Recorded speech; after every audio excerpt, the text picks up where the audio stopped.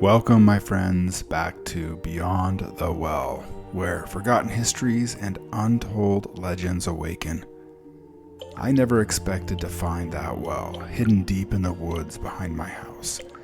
But when I touched its sacred water, I saw more than my own reflection. I saw another world. A world shaped by light and shadow, by heroes and tyrants, by choices that still echo through time. Join me as I uncover the stories of Aldarion that lie beyond the well.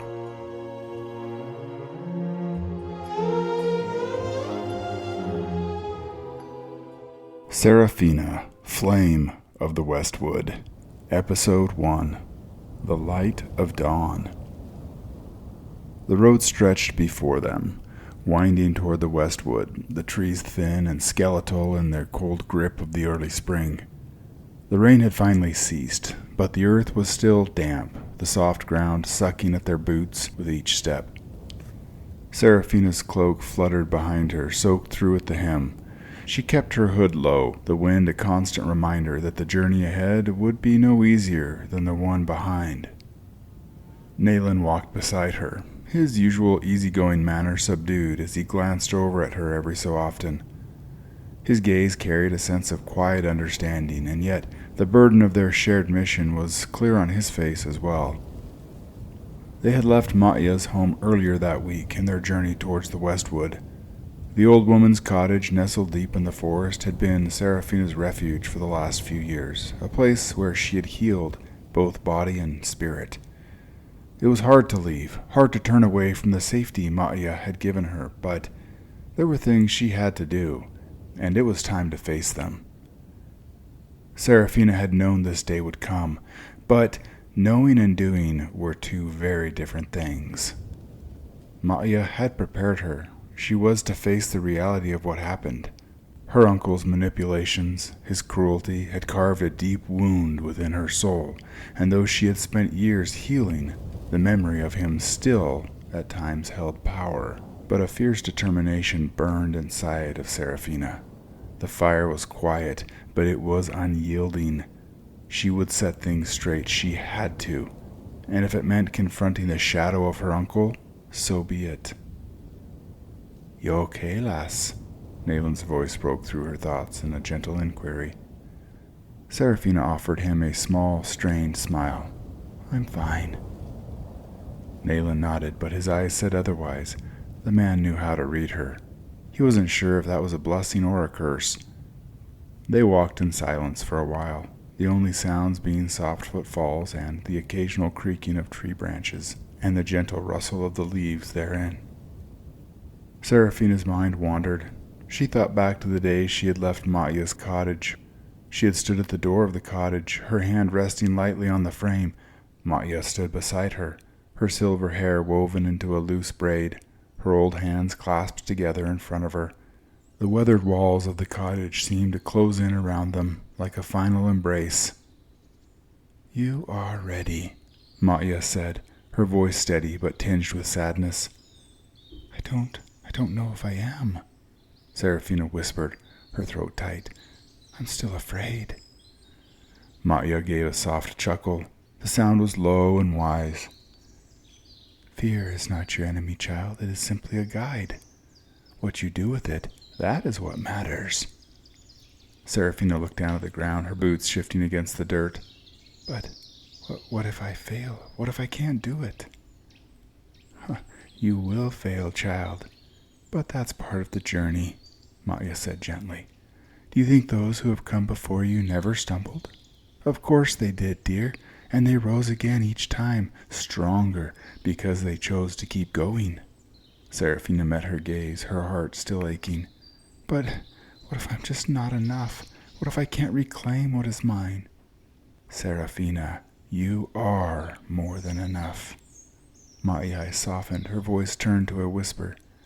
"Don't look for the answers outside of you. They are inside waiting.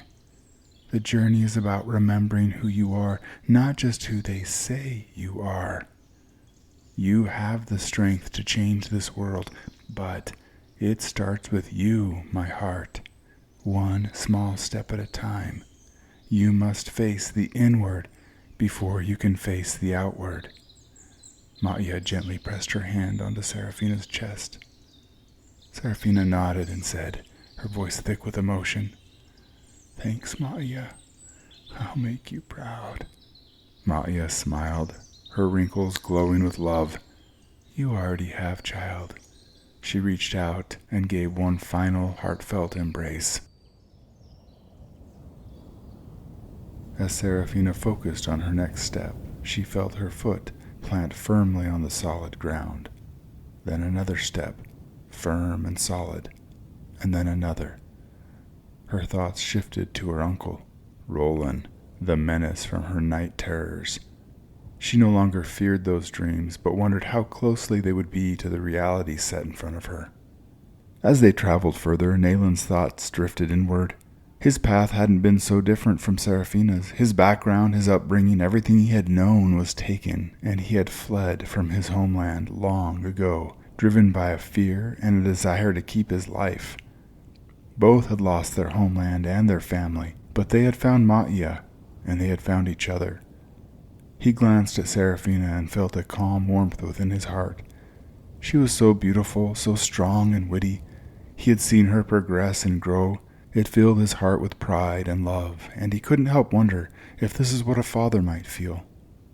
That brought him back to his own father, Aldarion, and a shadow cast itself upon his mind. As a boy, he had lived in a place that prided itself on strength, honor, and the pursuit of greatness. But those ideals had never truly fit him. He was the son of a great warlord. He was the son of a man that loved conquest and fame.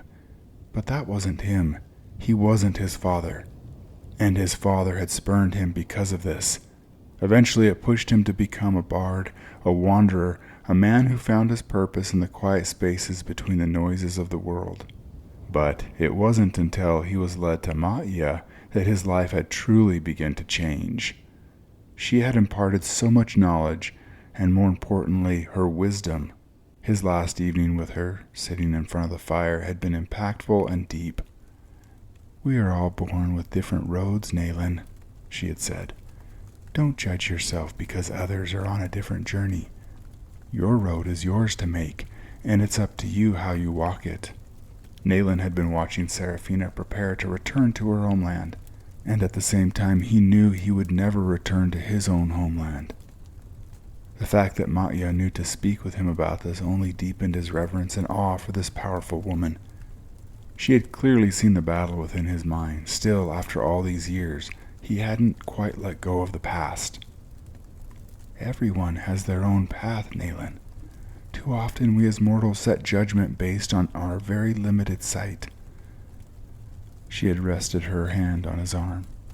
"Trust that Aldarion sees and works with a much greater vision.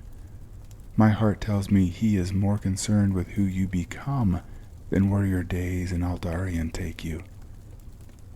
It was a crucial point, one that Nalen himself had seen, but it was always nice to have a reminder. Now in the quiet of the morning it was becoming clearer. He was learning to appreciate the diversity of paths, the beauty in the actual messiness of life. Everyone had a purpose, and it was up to them to decide what to do with it. He would use his will to bring peace, prosperity, and wholeness to the world, even if it was messy. A few days later, Nalen sat at the corner table of a small tavern. The Sojourner's Swallow was on the outskirts of the Westwood, still a day and a half's journey from Raventhorn, which lay at the heart of the Westwood, just over the river Arlen. But the tavern and the few homes surrounding it were both a welcome sight, as well as a symbol of the stark reality that they had crossed into Seraphina's old homeland. There was a low murmur in the tavern, blended with the occasional clink of mugs, but Nalen's focus looked loose and relaxed, easy, as he pulled out his lute and began to tune the strings. Seraphina knew Nalen well, and knew the ease with which he was able to move amongst a crowd. They would naturally incline toward a bard. The tavern keeper noticed the lute, and a wide smile spread across his face. He gave Nalen a nod. Then he turned and ladled 2 steaming bowls of rich stew, as well as a couple of thick slices of bread, and sent them over with his serving girl.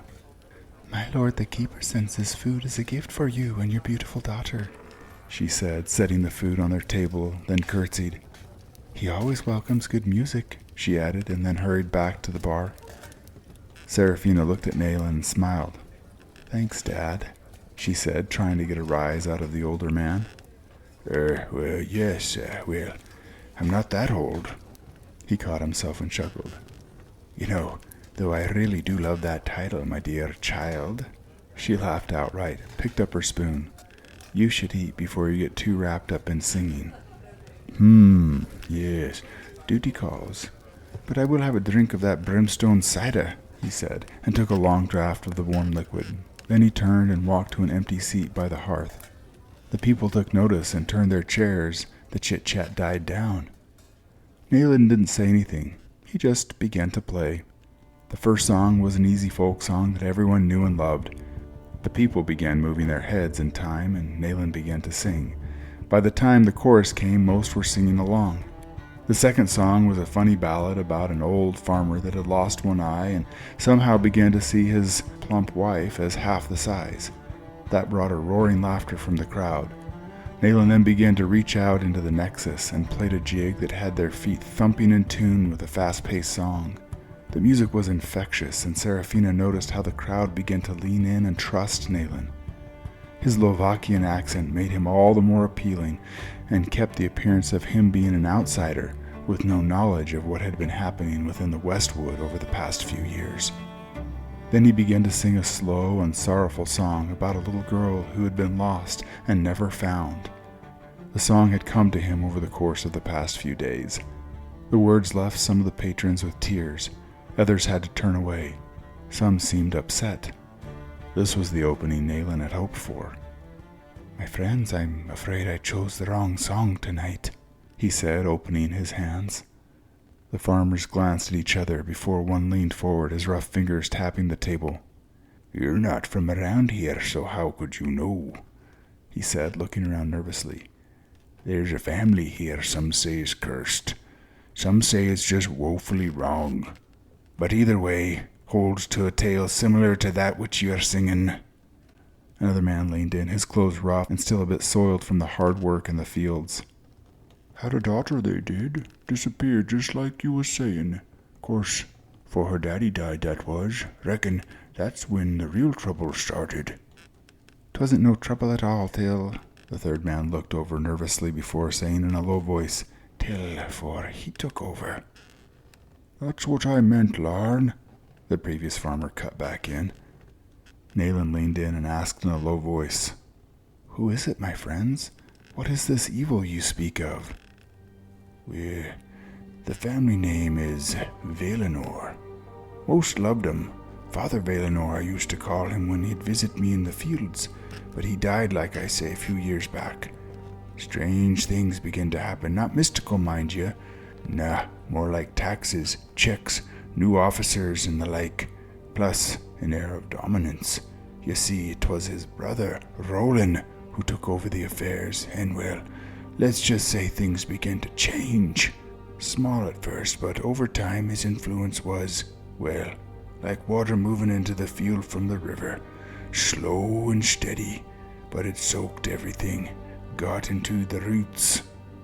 The man finished the sentence with a nod and folded his arms. "Easy, Noren," the soiled farmer said, leaning in closer and dropping his voice. "You know, Roland, there are ears everywhere." "'Tis right, and nobody stood up to him," the first said a bit too loudly and glanced around nervously. How can simple farmers stand to armed men?" The farmer shook his head with disgust. "Not what we can do. We're simple folks, not swordsmen." "Yes, swordsmen, you say?" Nalen said with a raised eyebrow, concern clearly written across his face. "Aye, that he does. The Regalia Guard," the farmer said with mock formality. "They tell us they're meant to protect and serve, but mostly we just see 'em taken. Best steer clear of that lot, mind you." The tavern seemed to quiet as the man leaned in closer to Nalen. Lately, there's... His head swiveled around, glancing at the dark corners of the room. There's something. People call them shadow walkers, the man added, his tone lowering even more. You never know when one of them's watching, and lately, they're being quick to silence dissent. Anyone who speaks against Roland's rule, well, they vanish quietly, like they never existed. It's like he's got all the power and none of the conscience to go with it. The edge on his voice was palpable. Nalen felt the dark side of the Nexus begin to creep into the room. He leaned back and folded his arms. You said his daughter went missing. What of her mother? Surely she was a good woman. Nalen saw from the corner of his eye Seraphina lean in, listening intently. The men sitting around him all nodded in unison. Indeed, Lady Selene was a fine woman. None finer could you find. The men seemed reluctant to talk. Then the older farmer leaned in close and whispered, I was going to tell you, that's when all the shade business seemed to start. When the Lady Selene died, but not a few months back. The news hit Nalen like a boulder. He glanced back over at Seraphina, who had clearly not heard the words. Nalen's voice dropped. She's dead then. His mind was racing. Seraphina's mother had been their main source of hope for a peaceful transition back into the estate, and for a moment the shock of the news almost betrayed his cover. That's right. Some say it was natural, but methinks... His voice dropped another notch. Methinks it was witchcraft. The man's eyes were full of genuine fear now. I tell you, these are not lands I'd invite you into. You seem like a good un, and that pretty daughter of yours, may it be best for you to keep moving on through, not get pulled into the evil stirring here. Nalen nodded again slowly and put his hand on the man's shoulder. Again, I thank you, good sir. I best be off to my girl. 'Tis getting dark, and from the sound of it, 'twould be wise to be indoors 'fore night falls full. The man smiled wide. Yeah, I knew you were a wise one, he said as Nalen stood and walked back to the corner where Seraphina sat finishing her stew. Just then, the door creaked open, and with a rush of cold wind, a group of men entered, shaking off the chill of the evening air. Their presence was commanding. The leader of the group, tall and broad-shouldered, had a quiet power about him that immediately caught Seraphina's attention. He had the kind of presence that demanded respect, even without saying a word. His piercing blue eyes scanned the room, his gaze briefly landing on her before flicking quickly away. Seraphina froze. Something about him, his gaze, she couldn't put her finger on it, but there was some magnetic quality to him. His posture was relaxed, his movements precise, yet there was something dangerous lurking beneath the surface. It was in the way he carried himself. Her glance moved away, turning her attention back to Nalen, who was now speaking in a lower voice. His words seemed distant, muffled by the rush of thoughts spinning through her head. Nalen had been about to tell her something important, but the tension in the air had changed. Now he hesitated, his gaze shifting to the man and his companions as they made their way to a nearby table. There were 4 of them. The leader, whom Nalen had heard one of the others call Athos, was the largest, and was carrying a long sword, partly hidden on his back by the cloak he wore. 2 of his companions wore swords and shields. That was not uncommon for travelers to hold such items. The road held dangers, and it was common enough for people of status to protect themselves. The last and 4th man was small, and had a cloak with green, gray, and brown splotches. He had yet to take the hood off his head. For some reason, Seraphina felt an air of apprehension about this one. Her gaze kept flicking to the leader. He caught her looking at him and smiled. She quickly looked away. Nalen cleared his throat, breaking the tension in the air. He leaned forward, his tone shifting as he said, Seraphina, there's something I need to tell you. But he was cut off as one of Athos's men, a large muscular figure, boomed a hearty laugh from the table. The sound was loud, vibrant, and filled with a sort of confident energy that seemed to ripple through the room.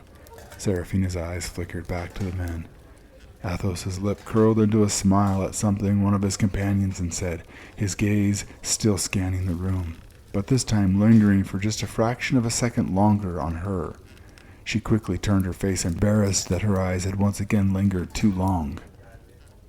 Nalen noticed the exchange this time and decided this may not be the best place to tell of Celine's death. "We best be getting back to the inn," he said softly. She nodded, and the two of them made their way to the door. As they stepped out of the warm tavern and into the night, Nalen felt it.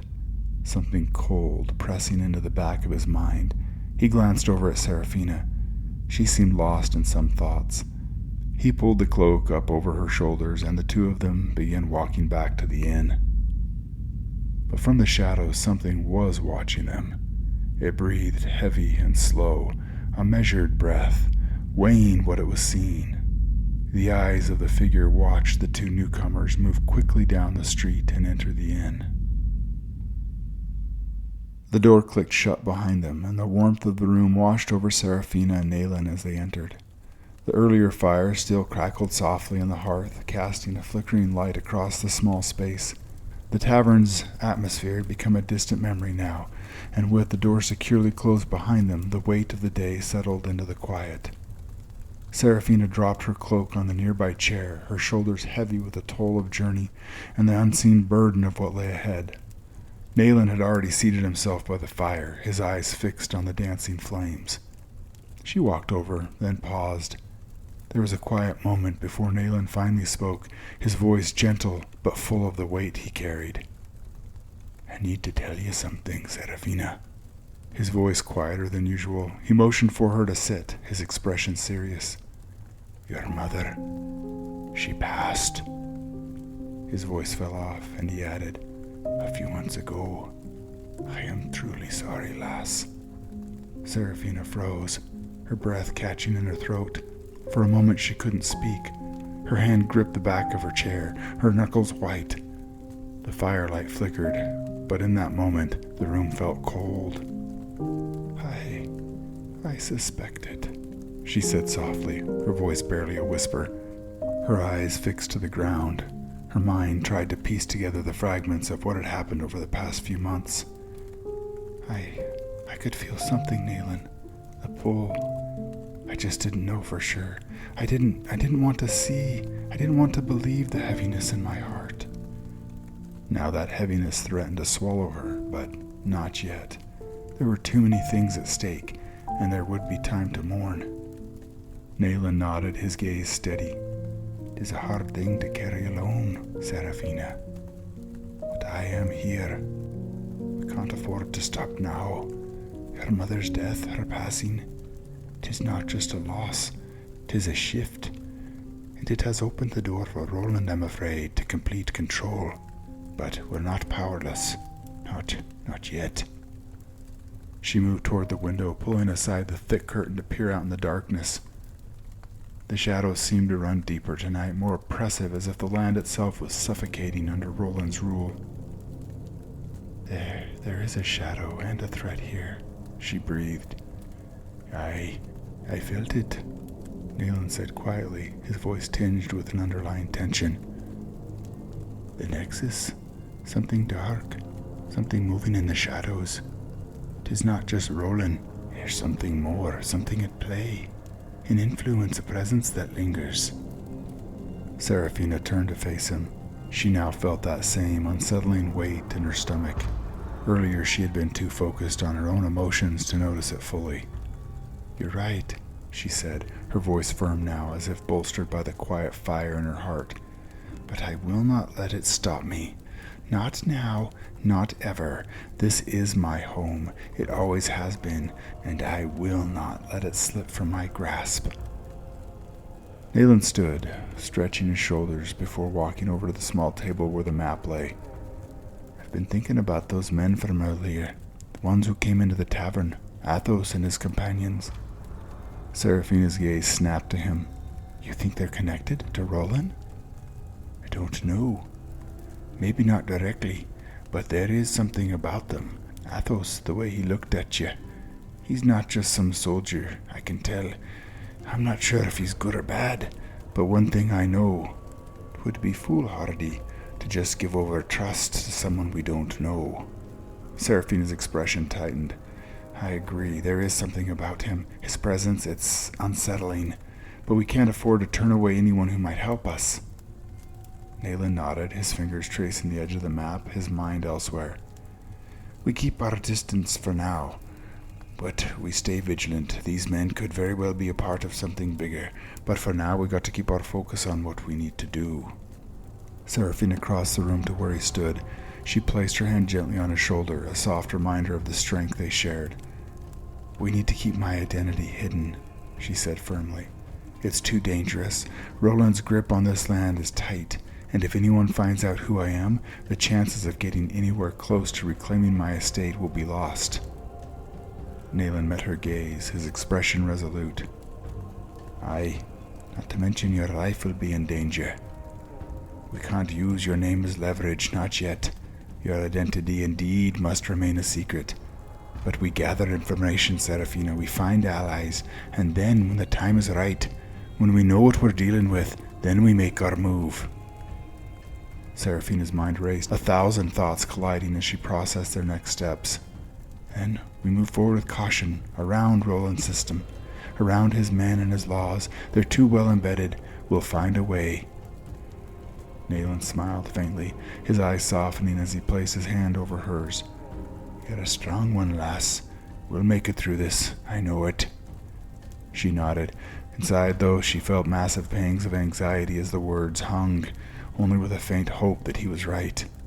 With a deep breath, Seraphina turned back to the window, her gaze focusing on the darkening town beyond. We might win, though I cannot see a way yet. Patience. Mother, Father, please stand with me. The fire crackled in the hearth behind her, its warmth a comfort against the cold of the night. In her heart, the flame of determination never burned brighter. She could feel it now, the fire of purpose, the knowledge that the road ahead would be long and the challenges many, but she had come this far, and there was no way she was turning back now.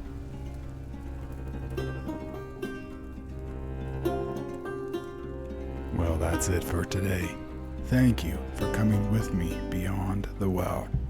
If you enjoyed this story, please consider liking, following, or subscribing. And if you have a moment, I would love a review. Your feedback truly makes a difference.